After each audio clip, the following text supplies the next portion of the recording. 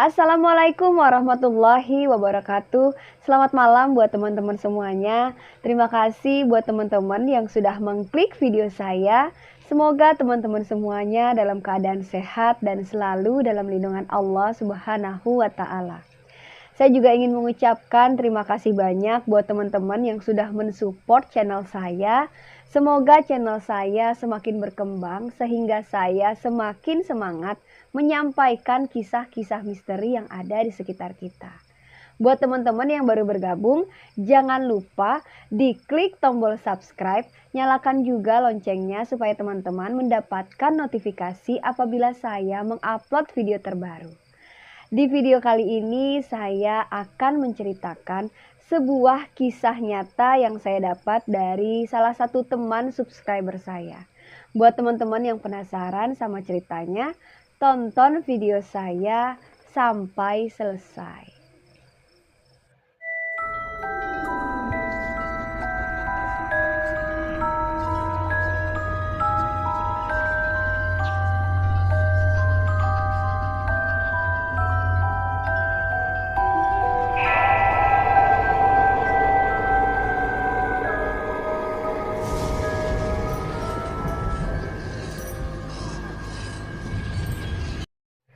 Kisah ini saya dapat dari kiriman salah seorang teman subscriber saya.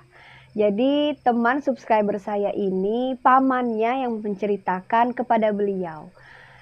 Pamannya merupakan tetangga dari pelaku pesugihan yang mana malam ini akan saya ceritakan kisahnya kepada teman-teman semuanya. Kisah ini terjadi pada tahun 2003 yang lalu dan terjadi di salah satu daerah di Provinsi Jawa Timur. Jadi kita sebut saja di sini Lastri dan Joko. Lastri dan Joko ini merupakan pasangan suami istri yang telah menikah kurang lebih 2 tahun lamanya. Namun pasangan ini belum memiliki keturunan pada saat itu. Singkat cerita, Lastri dan Joko ini dulunya mereka berteman pada saat mereka duduk di bangku sekolah menengah pertama. Pada saat di SMP mereka sudah kenal dan pernah satu kelas. Namun pada saat itu mereka hanya berteman. Tetapi di sini Joko telah menaruh hati kepada Lastri. Jadi di sini Lastri adalah cinta pertama dari Joko. Pada saat mereka sekolah menengah atas atau SMA, Lastri dan Joko satu sekolah kembali. Di sini Joko akhirnya mengungkapkanlah perasaannya kepada Lastri. Dan akhirnya mereka berpacaran dari kelas 2 SMA sampai mereka lulus. Pada saat mereka lulus SMA, mereka melanjutkan ke perguruan tinggi. Di sini Lastri dan Joko berkuliah di tempat yang berbeda dan di kota yang berbeda juga. Di sini mereka memutuskan untuk mengakhiri hubungan mereka. Dikarenakan memang Joko dan Lastri ini ingin fokus melanjutkan kuliah. Pada saat sekolah SMA mereka mengadakan reuni, di sini Joko dan Lastri bertemu kembali. Pada saat mereka bertemu, status Joko di sini telah menjadi PNS di salah satu sekolah menengah atas di kotanya. Sedangkan Lastri sebagai penerus usaha dari kedua orang tuanya. Pada saat Lastri dan Joko bertemu di sini dikarenakan memang mereka belum memiliki pasangan satu sama lain, akhirnya Joko dan Lastri memutuskan untuk berhubungan kembali sebagai sepasang kekasih. Setelah menjalin hubungan kurang lebih 1 tahun, akhirnya Joko memberanikan diri melamar Lastri kepada orang tuanya. Joko merasa yakin untuk melamar Lastri dikarenakan memang Joko telah memiliki pekerjaan tetap. Pada awalnya, kedua orang tua Lastri ini tidak menyetujui lamaran dari Joko. Dikarenakan memang status sosial dari Joko dan Lastri ini sangatlah berbeda. Joko dilahirkan dari keluarga yang sangat sederhana, sedangkan Lastri berasal dari keluarga yang berada dan ayahnya adalah salah satu tokoh masyarakat di desanya. Dikarenakan di sini Lastri sangat mencintai Joko, akhirnya dengan sekuat tenaganya Lastri meyakinkan ke orang tuanya bahwa Joko adalah pilihan hidupnya. Dan Lastri juga mengatakan kepada orang tuanya bahwa Joko telah memiliki pekerjaan yang cukup mapan dan bisa untuk menghidupi rumah tangganya kelak. Dan akhirnya orang tua Lastri pun menyetujui pernikahan mereka. Jadi singkat cerita, Lastri dan Joko menikah pada tahun itu. 1 tahun pernikahan mereka, Lastri dan Joko menjalani rumah tangganya dengan harmonis. Ya, bisa dikatakan kehidupan rumah tangga Lastri dan Joko ini sederhana. Joko yang berprofesi sebagai guru SMA, sedangkan Lastri memutuskan untuk menjadi ibu rumah tangga.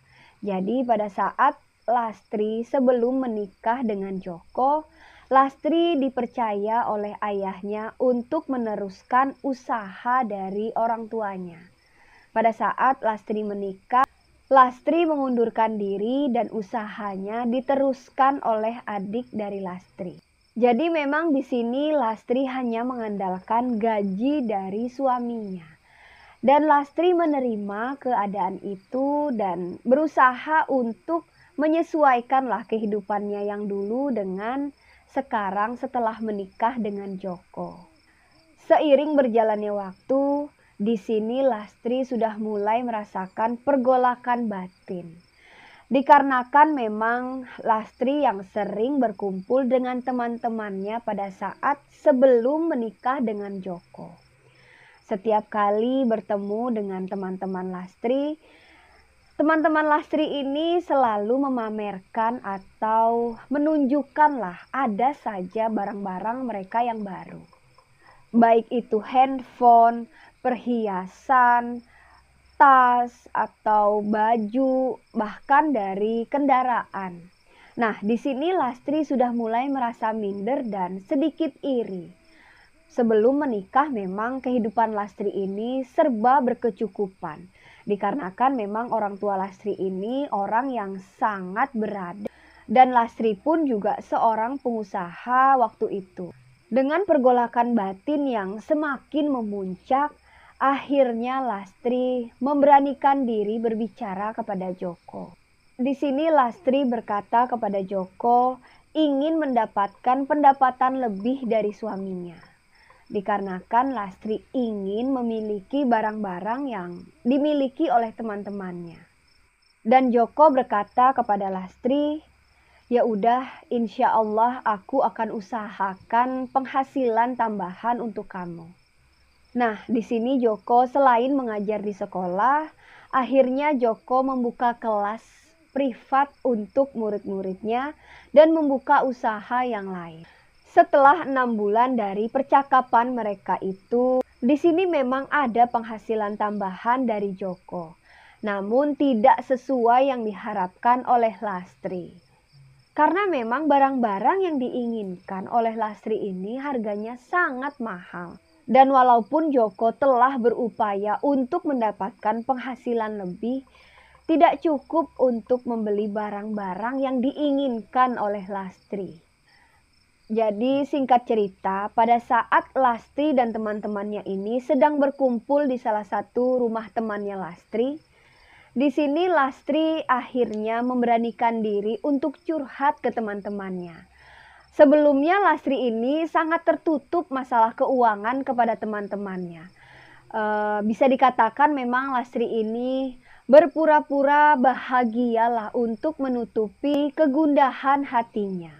Nah, jadi pada saat mendengarkan curhat dari Lastri ini, salah satu teman Lastri bercandalah kepada Lastri. Teman Lastri ini berkata, "Kamu kalau mau cepat kaya, pelihara tuyul atau babi ngepet. Kalau enggak, pesugihan sekalian. Ya, kalau ngarepin dari suami kamu yang sebagai guru atau usaha, memang lama, usaha enggak ada yang instan." Nah, teman-teman Lastri yang lain mendengar celetukan dari salah satu temannya, akhirnya mereka tertawa bersama. Dikarenakan di sini memang temannya ini niatnya bercanda dan tidak serius mengatakan itu kepada Lastri. Sesampainya di rumah, Lastri kembali berpikir mengenai celotehan temannya tersebut. Dan Lastri sudah mulai terbersit untuk melakukan pesugihan. Dikarenakan Lastri berkata di dalam hatinya pada saat itu, sepertinya kalau untuk melihara tuyul tidak mungkin. Apalagi babi ngepet. Dan jalan salah satunya memang pesugihan.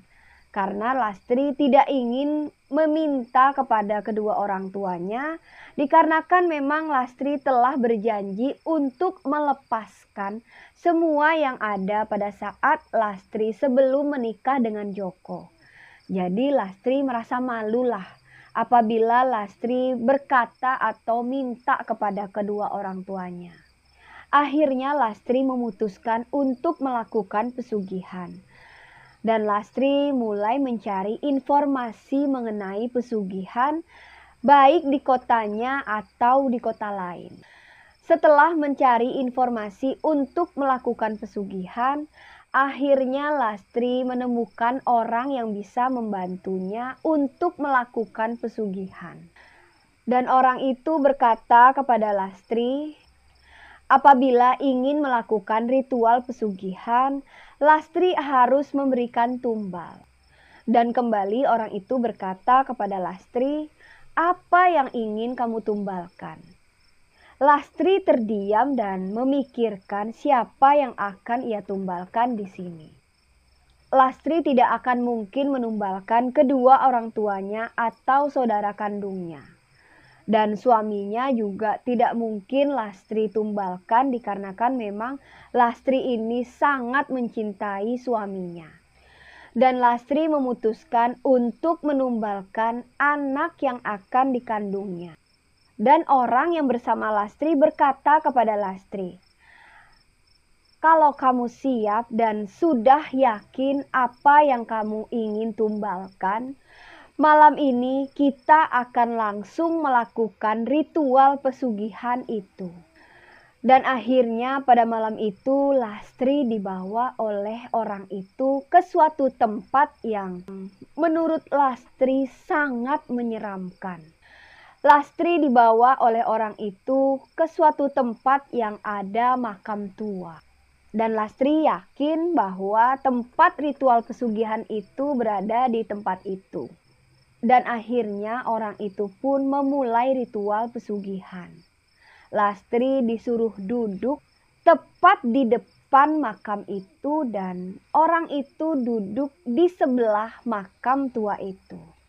Kurang lebih 15 menit lah orang itu membaca seperti mantra atau jampi lah. Dan tiba-tiba Lastri dikagetkan oleh satu sosok yang menurut Lastri sangat menakutkan. Sosok yang Lastri lihat pada saat itu adalah sosok perempuan dengan wajah yang sangat menakutkan, dengan tubuh yang tinggi besar, rambut putih yang tergerai panjang sampai menyentuh ke tanah. Dan makhluk itu berkata kepada Lastri, apa maksud dan tujuan kamu datang ke tempat aku pada malam ini? Dan Lastri menjawab dengan perasaan yang takut, aku menginginkan kekayaan. Dan makhluk itu kembali berkata kepada Lastri, apa imbalan yang kamu berikan kepada aku apabila aku memenuhi semua permintaanmu? Dan Lastri kembali berkata ke makhluk itu, aku akan memberikan anak yang akan aku kandung kepada kamu. Makhluk itu seketika tertawa dan berkata kepada Lastri, berapa anak yang akan kamu berikan kepadaku? Dan Lastri kembali berkata, anak pertama dan anak keduaku yang akan kuberikan kepada kamu. Makhluk itu kembali berkata, Perjanjian yang telah kamu ucapkan kepadaku tidak dapat dibatalkan.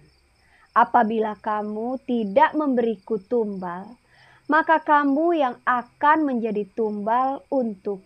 Singkat cerita, akhirnya Lastri kembali ke rumah setelah melakukan ritual pesugihan itu.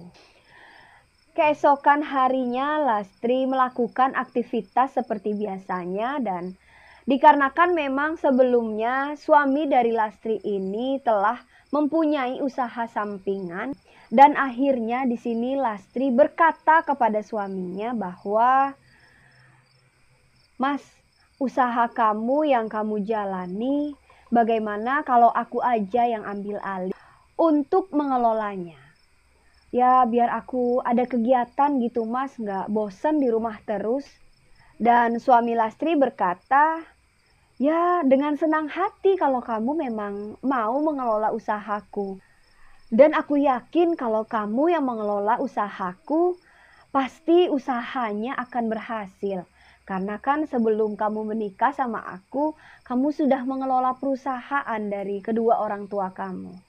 Ya usaha kecil-kecilan lah, semoga dengan usaha sampingan aku, keluarga kita bisa lebih baiklah ke depannya."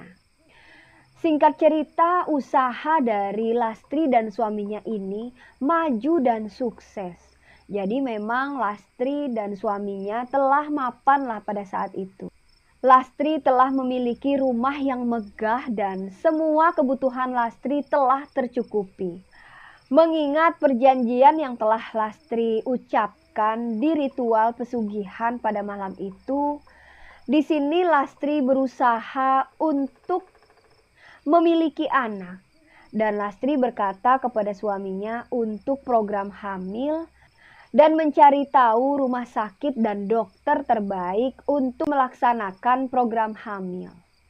Tanpa memerlukan waktu yang lama, di sini akhirnya Lastri menemukan rumah sakit yang sangat bagus di kota besar dan akhirnya program hamil Lastri dan suaminya pun terlaksana. Dan alhamdulillah tidak memerlukan waktu yang lama juga untuk Lastri memiliki anak. Dalam waktu kurang lebih 3 bulan Lastri melaksanakan program hamil. Lastri dinyatakan positif hamil oleh dokter di rumah sakit itu. Dan Joko pada saat itu langsung sujud syukur mengungkapkan kebahagiaannya. Setelah mengetahui Lastri hamil, Joko langsung memperlakukan Lastri seperti ratu. Semua aktivitas Lastri langsung dibatasi oleh Joko dan semua keinginan Lastri langsung dipenuhi oleh Joko. Singkat cerita, di sini kehamilan Lastri sudah mulai membesar. Pada saat itu usia kehamilan Lastri memasuki bulan ke-7 dan jenis kelaminnya pun telah diketahui oleh Joko. Nah, jenis kelamin dari anak pertama mereka ini adalah perempuan. Mengetahui bahwa anak pertamanya ini perempuan, di sini Joko yang sangat sibuk mempersiapkan semua kebutuhan untuk calon anaknya. Dari mulai baju, sepatu, pernak-pernik, semualah kebutuhan bayi dipersiapkan oleh Joko. Dan Lastri di sini sepertinya karena memang sudah tahu bahwa anak pertamanya ini akan ia tumbalkan, Lastri seperti ogah-ogahan lah untuk menyiapkan segalanya. Dan Joko melihat sikap Lastri yang seperti ogah-ogahan, di sini Joko sudah mulai curiga sebenarnya. Namun semua kecurigaan dari Joko ini ditepis jauh-jauh oleh Joko. Joko berpikiran mungkin ya memang bawaan dari hamil yang membuat Lastri seperti tidak ada semangat lah untuk menyiapkan kelahiran anak pertama mereka. Memasuki bulan ke-9 dari kehamilan Lastri, di sini Joko semakin deg-degan lah untuk menyambut kelahiran putri pertama mereka.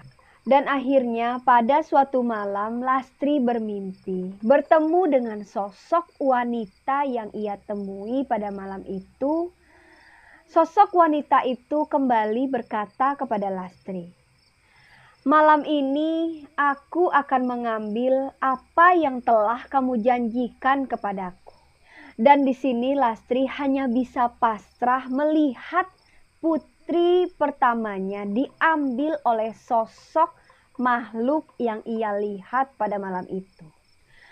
Pada saat Lastri terbangun dari mimpinya, Lastri merasakan sakit perut yang sangat hebat. Dan Joko pada malam itu langsung membawa Lastri ke rumah sakit. Dan benar saja pada malam itu Lastri melahirkan putri pertama mereka.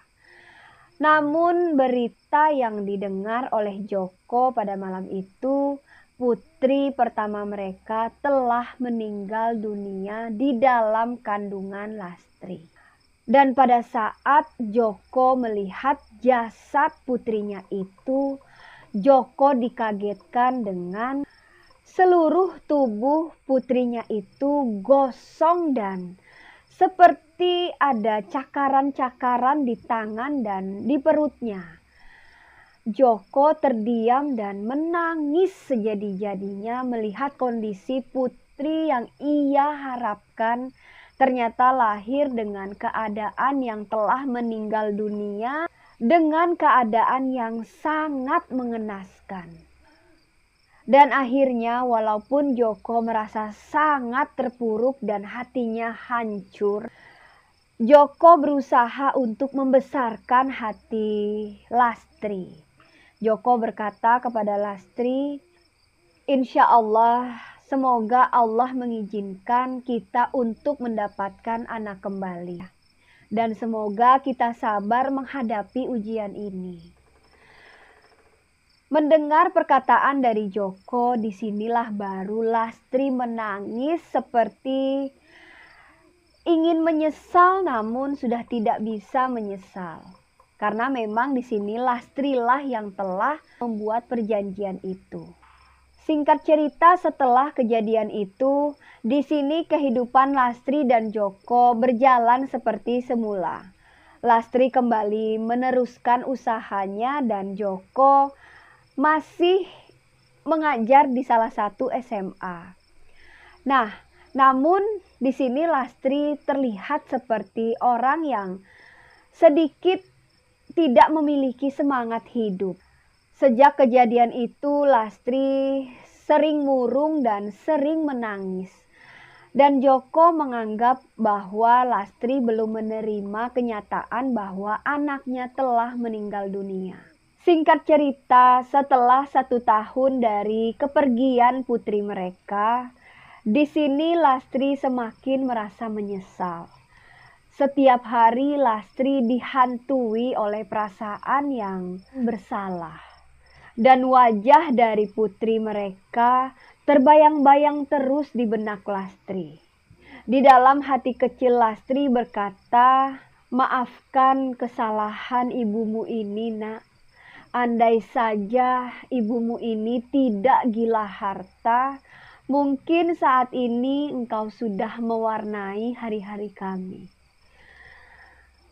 Jadi Lastri semakin hari semakin merasa sangat menyesal dan kondisi kesehatannya pun sudah mulai menurun pada saat itu. Dikarenakan beban pikiran, kesalahan dan penyesalan yang sangat dalam. Pada suatu malam pada saat Lastri ingin hendak tidur, pada malam itu Lastri didatangi oleh sosok wanita yang ia lihat di makam tua itu. Sosok itu datang kepada Lastri dan berkata kepada Lastri, "Malam ini aku mendatangimu untuk menagih tumbal yang telah kamu janjikan kepadaku. 3 purnama lagi aku akan datang untuk mengambil tumbal yang telah kamu janjikan kepadaku. Apabila tumbal itu tidak dapat kamu berikan kepadaku, maka kamu akan tahu apa yang akan aku ambil." Setelah mendengar ucapan dari sosok wanita yang ia temui itu, sontak Lastri sudah mulai merasa ketakutan dan perasaannya semakin kalut lah pada saat itu. Dan akhirnya sosok wanita itu pun hilang dan Lastri pada malam itu sama sekali tidak bisa tidur memikirkan ucapan yang barusan ia dengar. Di dalam hati Lastri berkata, penyesalan akan kehilangan anak pertamaku saja belum selesai dan belum terobati sampai sekarang. Dan apa iya aku bisa untuk menumbalkan anak keduaku kelak? Dan aku juga tidak merasa yakin bahwa aku bisa hamil dalam jangka waktu 3 purnama. Dan Lastri di sini benar-benar merasa kalut pikirannya dan semakin tidak menentulah perasaannya. Kondisi kesehatan Lastri semakin hari semakin menurun dikarenakan memang dari pikiran yang membuat Lastri seperti itu. Yang tadinya Lastri dapat melakukan semua aktivitasnya dan sekarang Lastri tidak dapat sama sekali melakukan semua aktivitasnya. Dan saat ini Lastri hanya dapat terbaring lemah di rumah sakit. Semakin hari kondisi kesehatannya semakin memburuk. Dan pada suatu hari Lastri memberanikan diri untuk menceritakan semua kejadiannya kepada suaminya. Di sini Joko mendengar semua pengakuan dari Lastri. Antara percaya dan tidak percaya bahwa Lastri sampai nekat untuk melakukan perjanjian pesugihan dengan menumbalkan putri pertamanya. Dikarenakan kondisi kesehatan Lastri yang semakin memburuk dan Joko juga tidak ingin semakin membuat Lastri semakin bersalah dan terpuruk. Akhirnya di sini Joko menerima dengan lapang dada dan Joko kembali menuntun Lastri ke jalan yang benar. Mengetahui perbuatan Lastri yang tidak dapat diterima oleh akal sehat dan mengingat di sini memang kondisi kesehatan Lastri yang semakin hari semakin memburuk, akhirnya Joko membawa salah seorang pemuka agama atau bisa disebut Pak Ustadz lah untuk membimbing Lastri bertobat dan kembali ke jalan Allah. Dan alhamdulillah sebelum waktunya tiba, Lastri sudah bertaubat dan mengakui seluruh kesalahannya. Dan walaupun semua perjanjian yang telah Lastri katakan kepada sosok itu tidak dapat dibatalkan. Singkat cerita, akhirnya hari itu pun tiba. Pada malam itu Lastri merasakan sangat gelisah. Dan Lastri merasa seperti sangat tersiksa dan merasa kesakitan yang luar biasa.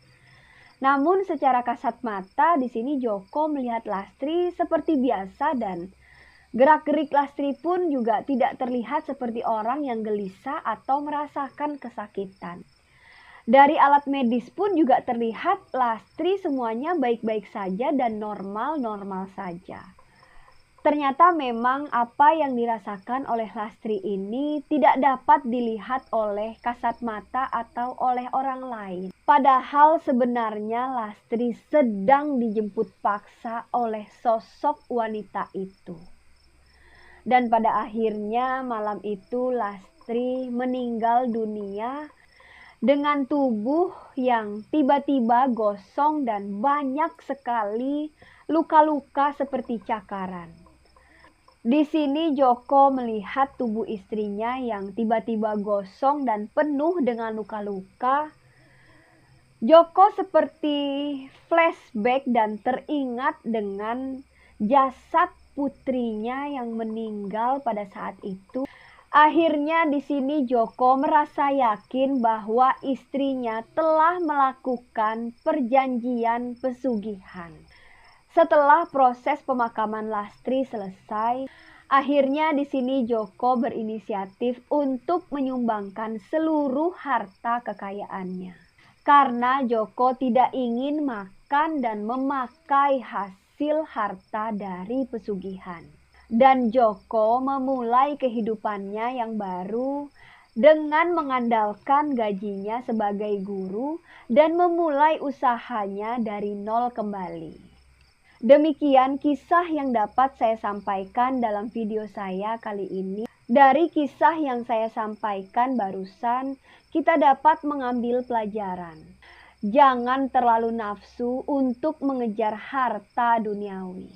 Karena bisa saja kita terjerumus untuk melakukan kesalahan, termasuk melakukan perjanjian pesugihan. Buat teman-teman yang baru gabung, jangan lupa diklik tombol subscribe. Jangan lupa nyalakan notifikasinya apabila saya mengupload video terbaru, teman-teman mendapatkan notifikasinya. Jangan lupa di like, di komen, dan jangan lupa di share ke media sosial teman-teman lainnya. Nah, buat teman-teman yang ingin membagikan kisah-kisah misterinya, boleh teman-teman kirim ke Instagram saya. Instagramnya telah saya sematkan di atas. Saya mohon maaf apabila terdapat kekurangan dalam penyampaian di video saya kali ini. Saya Rahayu Fajri, pamit undur diri. Wassalamualaikum warahmatullahi wabarakatuh.